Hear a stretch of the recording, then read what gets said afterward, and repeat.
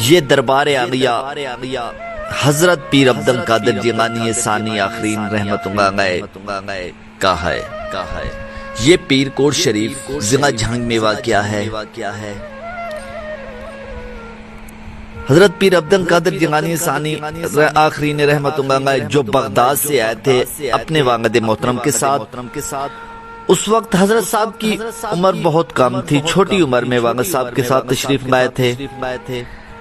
آپ کے والد محترم کا نام حضرت ابراہیم رحمت اللہ علیہ ہے، اور آپ بغداد شریف سے روانہ ہو کر براہ راست ہندوستان نہیں پہنچے، بلکہ اکثر جگہ ہر شہر ہر قصبہ کی سیر کرتے ہوئے یہاں تشریف لائے تھے۔ حضرت پیر عبد القادر جیلانی ثانی آخرین رحمت اللہ علیہ کی 3 شادیاں ہیں۔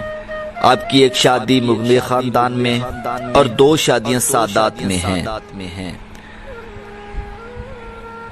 آپ نے مغلیہ خاندان میں شادی کی، ان سے آپ کا ایک بیٹا تھا جن کا نام سید شاہ مرزا صاحب ہے۔ ان کا مزار مبارک کومو تارڑ شہر میں ہے۔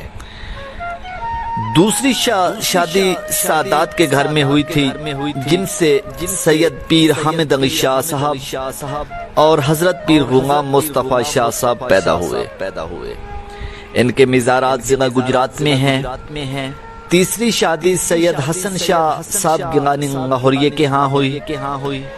ان میں سے آپ کے 2 فرزند تھے، سید پیر عمر شاہ صاحب اور سید پیر پرویز شاہ صاحب۔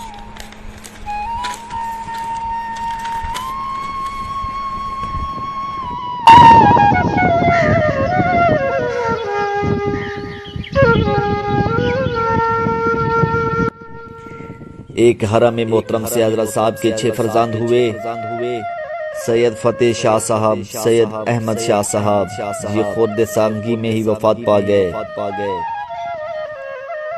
اور حضرت سید پیر محمد گیلانی شاہ صاحب، حضرت پیر سید مبارک شاہ صاحب، حضرت پیر ابراہیم شاہ صاحب، پیر سید گیلانی شاہ صاحب کی اولاد اکثر پیر کوٹ شریف میں آباد ہے۔ سجادہ نشین حضرت پیر محمد شاہ گیلانی صاحب، سجادہ نشین سید پیر احمد شاہ صاحب، سجادہ نشین محمد پیر سید امیر دین شاہ صاحب، سجادہ نشین حضرت پیر محمد گیلانی شاہ صاحب، سجادہ نشین پیر محمد افضل شاہ صاحب، سجادہ نشین سید پیر آفتاب احمد شاہ صاحب، سجادہ نشین سید پیر سراج احمد شاہ صاحب، اور سجادہ نشین جو کہ اس وقت موجود ہیں سید پیر محبوب علی نور گیلانی شاہ صاحب۔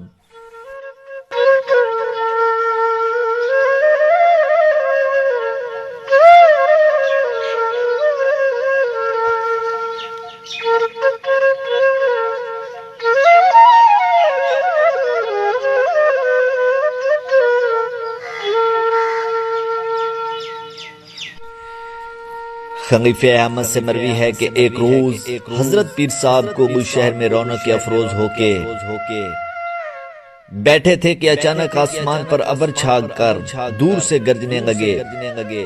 حضرت صاحب نے حاضرین کو خطاب کر فرمایا، جاؤ اور بادلوں کو کہہ دو کہ جو اس جگہ سے کئی کوسوں کے فاصلے پہ جا کے برسنے کا حکم ہے، اس جگہ کے لوگوں کو کیوں ڈراتے ہو؟ جب بادلوں کو اس طرح کہہ دیا گیا تو غیب سے آواز آئی کہ قبلہ اعظم آپ کا فرمان صحیح ہے، اور واقعی ہم کو وہاں جا کر برسنے کا حکم ہے۔ اگر حضور کا اسی طرف تشریف لے جانے کا ارادہ ہو تو ہم رکاب ہو جائیں۔